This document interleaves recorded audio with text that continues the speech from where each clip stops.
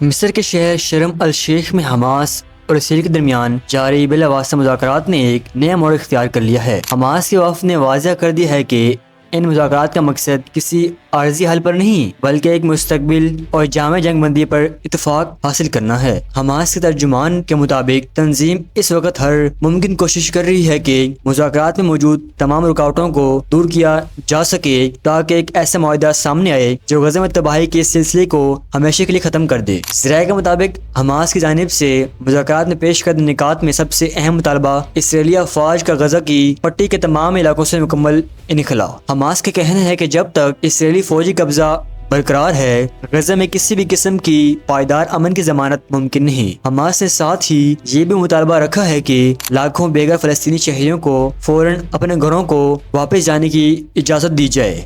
تاکہ انسانی بحران پر قابو پایا جا سکے۔ تنظیم نے مزید زور دیا کہ غزہ کی تعمیر نو کا عمل فوری طور پر شروع کیا جائے اور اس کی نگرانی ایک ایسی فلسطینی ٹیکنوکریٹ حکومت کے ہاتھ میں دی جائے جو کسی سیاسی وابستگی کے بغیر صرف عوامی خدمت کے لیے کام کرے۔ ایک اور اہم نقطہ قیدیوں اور یرغمالیوں کے شفاف تبادلے سے متعلق ہے، جس کے تحت تمام اسرائیلی یرغمالی کے بدلے سینکڑوں فلسطینی قیدیوں کو رہا کرنے پر بات چیت جاری ہے۔ ذرائع کے مطابق مصر کے ثالثی میں ہونے والی یہ مذاکرات خطے میں امن کے لیے انتہائی اہم سمجھے جا رہے ہیں، تاہم تجزیہ کاروں کا کہنا ہے کہ اسرائیل کے سخت موقف اور حماس کے واضح مطالبات کے باعث کسی فوری معاہدے کا امکان اب بھی غیر یقینی ہے۔